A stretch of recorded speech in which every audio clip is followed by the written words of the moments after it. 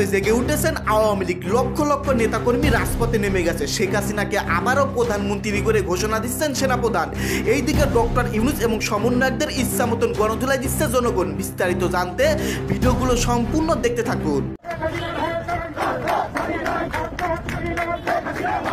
একটা করে উপদেষ্টা ধরবো কিংবা একটা করে সমন্বয়ক ধরবো, ধরে ধরে রাজপথে দমন করব।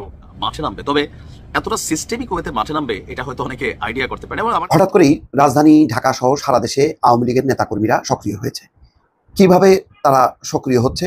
বিভিন্ন জায়গায় বিচ্ছিন্নভাবে মিছিল করছেন, জটিকা মিছিল, এবং কয়েকদিন আগে আমরা দেখলাম সাভার জাতীয় স্মৃতিসৌধে সেখানে ওপেনলি তারা মিছিল করলেন। রাজধানীতে আওয়ামী লীগের ঝটিকা মিছিল, উত্তপ্ত পুরো রাজধানী। আসসালামু আলাইকুম সম্মানিত দর্শক, ভিডিওটি আপনারা সম্পূর্ণ মনোযোগ সহকারে শুনবেন এবং দেখবেন, কারণ আজকের এই ভিডিওটি অত্যন্ত গুরুত্বপূর্ণ। প্রিয় দর্শক মণ্ডলী, হঠাৎ করে আওয়ামী লীগের লক্ষ লক্ষ নেতাকর্মী আবারও রাজপথে নেমে পড়েছে। তারা আবারও মিছিল করতেছে, আন্দোলন করতেছে শেখ হাসিনাকে ফিরানোর জন্য। প্রিয় দর্শক মণ্ডলী, এইদিকে আবার বিএনপির মহাসচিব মির্জা ফখরুল ইসলাম আলমগীর তিনি ঘোষণা দিয়েছেন নাকি যে সমন্বয়ক এবং উপদেষ্টাদের ইচ্ছা মতন পিটাবে। দর্শক, বেশি আর কথা বাড়াবো না, শুধু এটাই বলবো, শেখ হাসিনা ভয়ঙ্কর রূপে বাংলাদেশে ফিরতেছেন। ইতিমধ্যে তার নেতাকর্মী রাজপথে নেমে গেছে, ছাত্রলীগ ভয়ঙ্করভাবে জেগে উঠেছে। প্রিয় দর্শক মণ্ডলী, ডক্টর মোহাম্মদ ইউনূস এবং সমন্বয়করা মহা বিপদের মধ্যে পড়ে গেছে। তাদেরকে যেখানেই পাবে সেখানেই গণধোলাই দেওয়া হবে। দর্শক, বেশি আর কথা বাড়াবো না, ডক্টর মোহাম্মদ ইউনূস আর বেশিক্ষণ ক্ষমতায় থাকতে পারবে না। এইদিকে সেনাপ্রধান জেনারেল ওয়াকারুজ্জামান কঠিনভাবে ক্ষিপ্ত হয়েছেন। যে কোনো মুহূর্তে শেখ হাসিনাকে প্রধানমন্ত্রী করে আবার ঘোষণা দিবে সেনাপ্রধান। দর্শক, বেশি কথা না বাড়িয়ে আমরা মূল ভিডিওতে চলে যাই। আপনারা মনোযোগ সহকারে ভিডিওগুলো সম্পূর্ণ দেখুন। একটা করে উপদেষ্টা ধরে ধরে কি ওইটাই যেটা ভাবছেন সেটাই। একটা করে উপদেষ্টা ধরবো কিংবা একটা করে সমন্বয়ক ধরবো, ধরে ধরে রাজপথে দমন করব। আমি আসলে সেই ল্যাঙ্গুয়েজটা ব্যবহার করলাম না যেটা আপনার বিএনপি করছে। বিএনপি আপনার ডিসেম্বরের ভিতরেই নির্বাচন চাচ্ছে, তবে এখানে একটা টুইস্ট আছে। টুইস্টটা হচ্ছে এই যে বিএনপি যে আপনার ডিসেম্বরের ভিতরেই নির্বাচন চাচ্ছে, এটা কি শুধু বিএনপি একা চাচ্ছে? না রে ভাই, বিএনপির সাথে আরো একটা বড় দল যোগ দিছে। আপনি জানলে অবাক হয়ে যাবেন। সেটি হচ্ছে জামায়াত ইসলাম এবং আপনার হেফাজত।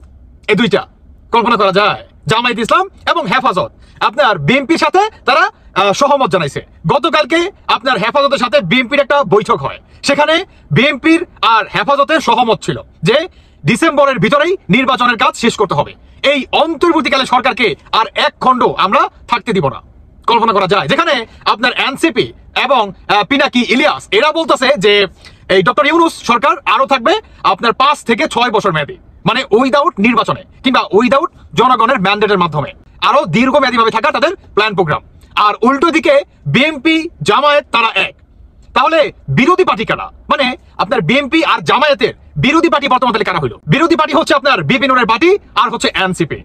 এখন আপনার বিএনপির যে ঘোষণা এবং কি বলে জামায়াত ইসলাম, তারপর হচ্ছে আপনার হেফাজত ইসলাম, মানে এদের বক্তব্য হচ্ছে ডিসেম্বরের ভিতরে আপনার অন্তর্বর্তীকালে সরকার যদি নির্বাচনের এই কাজটা যদি তারা স্বয়ং সম্পূর্ণভাবে জনগণের মাধ্যমে না করে তাহলে আমরা রাজপথে নামবো। অন্যদিকে এনসিপি এবং এই আপনার কি বলে বিপিনের যে পার্টি আছে, তারা কি আপনার ডক্টর ইউনূসের হয়ে রাজপথে নামবে?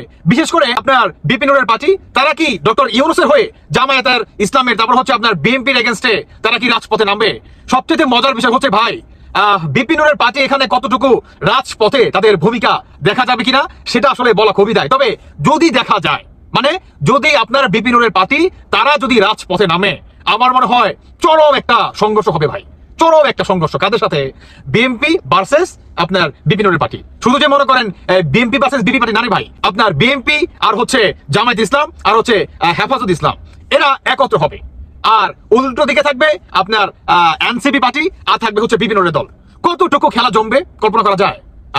আপনার এই পিনাকি ইলিয়াস, মানে এদের বক্তব্য যে এই সরকারকে আরো 4 থেকে 5 বছর রাখবো, যদি কারো ক্ষমতা থাকে তবে আটকায়া দেখাও। যখন নাকি তারা এই ধরনের বক্তব্য, উল্টো দিকে আমি আপনাদের একটা ভিডিও দেখাইছিলাম তাই না, আপনার মির্জা আব্বাসকে যে পরিমাণ গালাগালি করছিল এবং উচিত একটা জবাবও কিন্তু তিনি দিয়ে দিছে। এবং সেই বক্তব্যকে কেন্দ্র করে বিএনপির বর্তমান সেই লেভেলের ডক্টর ইউনূসের এগেনস্টে ভূমিকা, সেই লেভেলের ডক্টর ইউনূসকে চরম ভাবে আপনার ধুলাই দিতে চায়, চরম ভাবে। এই ডিসেম্বরের ভিতরে যদি আপনার নির্বাচনের কাজ শেষ না করে, সংস্কার কাজ যতটুকু শেষ করছে মোর দেন এনাফ, বাকি সংস্কার করবে একটা জনগণের নির্বাচিত সরকার। এই অন্তর্বর্তী সরকারের অধীনে আর কোনো সংস্কার হবে না, তারা আর একদিনও যাতে না থাকতে পারে। আপনার বিএনপি এবং হেফাজত ইসলাম তারা মনে করে যে এই অন্তর্বর্তীকালে সরকার তারা যদি আর একটা দিন থাকে, এই একটা দিনই হবে বাংলাদেশের জন্য কালময় দিন। কারণ প্রতিনিয়ত বহির্বিশ্বে থেকে বাংলাদেশের উপরে যে পরিমাণ নিষেধাজ্ঞা, যে পরিমাণ আপনার এই যে বিজনেসের ক্ষেত্রে আপনার কি বলে গার্মেন্টস ফ্যাক্টরিতে যে পরিমাণ আপনার ব্যাড ট্যাক্স বাড়াই দিচ্ছে রে ভাই, বাংলাদেশ কয়দিন পরে আপনার রাস্তায় নেমে যাবে, রাস্তায় পেলা নিয়ে রাস্তায় নামতে হবে। এই রাস্তায় যাতে না নামতে হয় এটার এগেনস্টেই বর্তমান আপনার বিএনপি আর হচ্ছে হেফাজত ইসলাম একত্র হয়ে রাজপথে নামার ঘোষণা। এই ডক্টর ইউনূস উপদেষ্টা সমন্বয় যে বাজার আছে, একটা করে সমন্বয় ধরবো, একটা করে উপদেষ্টা ধরবো, ধরে ধরে কি ফিনিশ করবো, যেটা বললাম আমি মুখে আনলাম না ভাই, এগুলো আসলে ইউটিউবের ভিতরে মুখে আনা যায় না, অনেক আসলে প্রবলেম হয়, ঠিক আছে, যে কারণে। তো যাই হোক, খেলা বর্তমান জমে ক্ষীর। আপনার বিএনপি, তারপরে হেফাজত ইসলাম, আর অপোজিট সাইডে হচ্ছে আপনার জাতীয় কি বলে ওই নাগরিক পার্টি, আর ওই যে সমন্বয়ক, আর আপনার বিভিন্ন যে বাজার আছে, দুই গ্রুপ আর হচ্ছে দুই গ্রুপ, খেলা জমবে। আমার মনে হয় কি ভাই, হেফাজত ইসলাম যদি নাও নামে আপনার বিএনপির সাথে, কিংবা বিএনপি যদি নামে, এদের খুঁজে পাওয়া যাবে না রাজপথে। আর যদি বিভিন্ন দল সংঘর্ষে লিপ্ত হয়ে যায় আপনার বিএনপির সাথে, তাহলে খবর আছে বিপিনুরের, একে খুঁজেও পাওয়া যাবে না, একে খুঁজেও পাওয়া যাবে না। অনেকেই বলবেন যে তুষার ভাই এই বিপিনুরকে বিপিনুর কেন বলেন ভাই, ওনাকে কি বলবো, ওনাকে বলবো কি, সমাজে ওনাকে বিপিনুর বলেছি না, আমি চেনার সুবিধার্থে ওনাকে এখন পর্যন্ত বিপিনুরই বললাম, যদিও তিনি সাবেক বিপি। যাই হোক, অচাবার দর্শক বন্ধুরা, তবে খেলা জমে ক্ষীর। হঠাৎ করেই রাজধানী ঢাকা সহ সারা দেশে আওয়ামী লীগের নেতাকর্মীরা সক্রিয় হয়েছে। কিভাবে তারা সক্রিয় হচ্ছে, কে মদত দিচ্ছে, এসব নিয়ে রীতিমতো তোলপাড় হচ্ছে সরকারের নানা বিভাগে, নানা মহলে। গতকালকে একটা ঝটিকা মিছিল করেছিল রাজধানী ঢাকায়, আওয়ামী লীগের পক্ষ থেকে একটা ঝটিকা মিছিল, 20-25-30 জনের, খুব বেশি বড় না, অধিকাংশ মাস্ক পরে তারা মিছিল করেছে একেবারে রাজধানীর কেন্দ্রস্থলে। বঙ্গবন্ধু এভিনিউতে এসে শেষ হয়, শুরু করে সম্ভবত বায়তুল মোকাররমের দিক থেকে, তারপরে আওয়ামী লীগ অফিসের সামনে এসে শেষ হয়। এই যে মিছিলটা হওয়ার পরেই টনক নড়ে পড়ছে, তারপরেই অভিযান শুরু করে, চিরুনি অভিযান চালাচ্ছে পুলিশ, ডিবি। এর মধ্যে খবর, রাজধানীতে ভারত থেকে আসা আওয়ামী যুবলীগের 2 নেতা গ্রেপ্তার। এখন পর্যন্ত ওই মিছিলের একজনকে শনাক্ত করতে পেরেছে এবং আটক করেছে। সরকার ধারণা করছে যে বাংলাদেশের চারপাশে নেপাল, ভারত, বিশেষত ভারত, সেখানে পালিয়ে থাকা, লুকিয়ে থাকা সেই নেতারা আস্তে আস্তে আসা শুরু করেছে। তারা ভাবছে যে নানা কারণে এখন সরকারের মনোযোগ অন্যদিকে, এবং সরকার ব্যতিব্যস্ত তার নিজের ঘর সামলাতে, এবং আওয়ামী লীগবিহীন যে রাজনৈতিক অবস্থায় বিএনপির ভেতরে যে কোন্দল, বিএনপির সাথে জামাতের, বিএনপির সাথে নতুন নবগঠিত এনসিপি, তাদের যে সংঘাত, এতে আওয়ামী লীগ এবং যুবলীগ একটা ঠাঁই পাওয়ার একটা পরিস্থিতি তৈরি হয়েছে। অর্থাৎ আওয়ামী লীগের দিকে আর নজর নেই।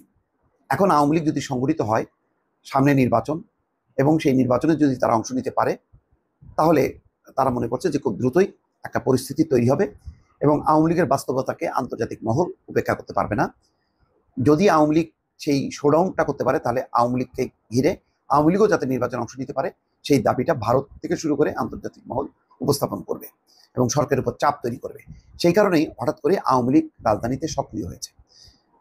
এখন সরকার ধারণা করছে যে বিদেশে পালিয়ে থাকা আওয়ামী লীগ, যাদের বিদেশে লম্বা সময় থাকার মতন কোনো বৈধ কাগজপত্র নেই, সেই সব নেতাকর্মীরা, তাদের কেউ 3 মাস 6 মাস তারা সেখানে অবস্থান করেছে, এখন তাদের ভিসার মেয়াদ শেষ হয়ে যাচ্ছে, এখন তারা আস্তে আস্তে বাংলাদেশে ঢুকতে শুরু করেছে। ঢুকে তারা একটা রাজনৈতিক অবস্থান নেওয়ার চেষ্টা করছে, যে যার অবস্থান থেকে তারা প্রথম দিকে যে হতবিহ্বল অবস্থা ছিল, ভীত সন্তুষ্ট অবস্থা ছিল, সেই অবস্থা কাটিয়ে তারা আইন কানুনের ফাঁক ফোকরে, এবং অনেকেই দেখছে যে ইতিমধ্যে অ্যারেস্ট হলেও তারা আবার জামিনে মুক্ত হয়ে যাচ্ছে। ফলে আইনের একটা দুর্বলতার সুযোগে তারা এখন সংগঠিত হয়ে তারা একটা রাজনৈতিক অবস্থান জানান দিতে চাচ্ছে। এমনিতেই 8 মাস ধরে কোনো আওয়ামী লীগের তেমন কোনো সক্রিয় কোনো উদ্যোগ নেই, আয়োজন নেই, এবং দল হিসেবে আওয়ামী লীগ একেবারেই নিশ্চিহ্ন মানুষের কাছে। সুতরাং তারা যে নিশ্চিহ্ন হয়নি, সেই অবস্থানটা ফিরে আনার জন্য এখন তারা জোরে সোরে শুরু করেছে। এখানে সমকালের রিপোর্ট যে রাজধানীতে ভারত থেকে আসা আওয়ামী যুবলীগের 2 নেতা গ্রেপ্তার। এটা হচ্ছে কেন্দ্রীয় যুবলীগের শিল্প ও বাণিজ্য বিষয়ক সম্পাদক আব্দুল হাই এবং মতিঝিল 10 নম্বর ওয়ার্ড আওয়ামী লীগের যুগ্ম সম্পাদক মোস্তফা জামান বাদলের মধ্যে আওয়ামী লীগ নেতা মোস্তফা গণঅভ্যুত্থানের পর ভারতে পালিয়ে গেছেন, পরে সেখান থেকে নেপাল হয়ে দেশে ফিরেছেন।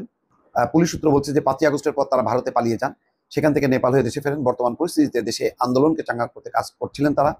সম্প্রতি তাদের নেতৃত্বে গুলিস্তান এবং পল্টন এলাকায় ঝটিকা মিছিল করে আওয়ামী লীগ এবং অঙ্গ সংগঠনের নেতাকর্মীরা। তো এখন আস্তে আস্তে বোঝা যাচ্ছে যে আগামী দিনে এটা পরিষ্কার যে আওয়ামী লীগ রাজপথে সক্রিয় হবে। আর এই সক্রিয় হওয়ার এই অবস্থানটা কারণে সরকারের বা পুলিশের কপালে ভাঁজ পড়েছে। তারা একজন, যেমন প্রথম আলো লিখেছে যে ঝটিকা মিছিল যে করেছে সেখানে দৈনিক বাংলার মোড় এলাকায় আটক করছে, তার নাম হচ্ছে সালাউদ্দিন সগির। তার বাড়ি পিরোজপুর মঠবাড়ি এলাকায়। সো সালাউদ্দিন সগির আওয়ামী লীগের কোনো সহযোগী সংগঠনের কোন পদে আছে তা নিশ্চিত হওয়া যায়নি। তো বোঝা যাচ্ছে যে দেশের নানা প্রান্ত থেকে, বিশেষ করে ওই অঞ্চলে এখনো আওয়ামী লীগের সক্রিয় অবস্থান আছে, শরীয়তপুর, মাদারীপুর, গোপালগঞ্জ, সেই সব জায়গার নেতাকর্মীরা হয়তো রাজনীতিতে জড়ো হয়ে তারা নানা ধরনের পকেট মিছিল বা ঝটিকা মিছিল করে আওয়ামী লীগ যে এখনো আছে, যারা পালিয়ে আছে বা ভীত সন্ত্রস্ত হয়ে আছে, তাদের ভেতরে একটা মনোবল সৃষ্টির জন্য তারা চেষ্টা করে। আওয়ামী লীগ এখন বাংলাদেশে নাই কেউ কেউ বলছেন, আবার কেউ কেউ বলছেন নাই মানে প্রতি ঘরে ঘরেই আওয়ামী লীগ আছে। তো এখন আমরা দেখলাম যে অনলাইনে তারা অনেক অ্যাক্টিভ, কিন্তু ইতিমধ্যে দেখা যায় তারা বিভিন্ন জায়গায় বিচ্ছিন্নভাবে মিছিল করছেন, ঝটিকা মিছিল। এবং কয়েকদিন আগে আমরা দেখলাম সাভার জাতীয় স্মৃতিসৌধে, সেখানে ওপেনলি তারা মিছিল করলেন এবং সেখান থেকে কয়েকজনকে গ্রেফতারও করা হয়।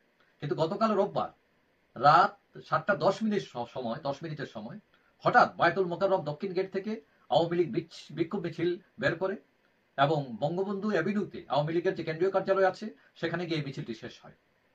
এখন এই মিছিল দেখে অনেকেই আওয়ামী লীগকে বলছেন মানে এরা দুঃসাহস দেখাচ্ছে, অনেকেই অবাক হয়েছেন এবং সরকারও মানে এটা নিয়ে অনেকটা হতভম্ব। এখন আমরা জানি যে বায়তুল মোকাররম জামাতের একটা ঘাঁটি, জামাতের বিভিন্ন মিছিল মিটিং এখান থেকে শুরু হয়। বিশেষ করে অনেক সময় শুক্রবারে প্রোগ্রাম থাকে এবং অনেক ইসলামী দলের প্রোগ্রাম থাকে এবং ওই জায়গা থেকে তারা মিছিল বের করে আওয়ামী লীগ এবং তারা তাদের অফিসের সামনে গিয়ে শেষ হয়। এখন কেউ কেউ বলতেছেন অফিসের সামনে গিয়ে শেষ হয়, আগামীতে হয়তো অফিস খুলে তারা বসেও যেতে পারে। এখন এই মিছিলটি অনুষ্ঠিত হয় ঢাকা মহানগর দক্ষিণ আওয়ামী লীগের সাবেক সাধারণ সম্পাদক শাহ আলম মুরাদের নেতৃত্বে। এবং ওই মিছিলে যতটুকু শোনা যায় যে ঢাকার বিভিন্ন ওয়ার্ড আওয়ামী লীগের সভাপতি, সাধারণ সম্পাদক এবং তাদের অনেক কর্মী অংশগ্রহণ করে। এখন এই ঢাকা শহরে খোদ বায়তুল মোকাররমে মিছিল করে আওয়ামী লীগ অফিসের সামনে গিয়ে শেষ করা, এটা এই সরকারের জন্য, পুলিশ প্রশাসনের জন্য মানে মোটামুটি টনক নাড়ার একটা ব্যাপার। এখন আওয়ামী লীগকে যতই নাই বলেন, যতই কোণঠাসা করেন না কেন, এটা বিশাল একটা দল।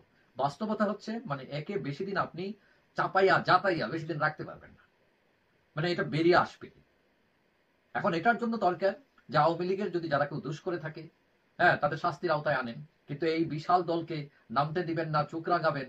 কিন্তু এটাও মনে রাখতে হবে, আপনি যদি আজকে এটা করেন, কালকে কিন্তু তারা এসে আপনার সাথে এটা করতে পারে। সম্মানিত দর্শক, বিস্তারিত ভিডিওতে দেখতে পারলেন সমস্ত চাঞ্চল্যকর তথ্য।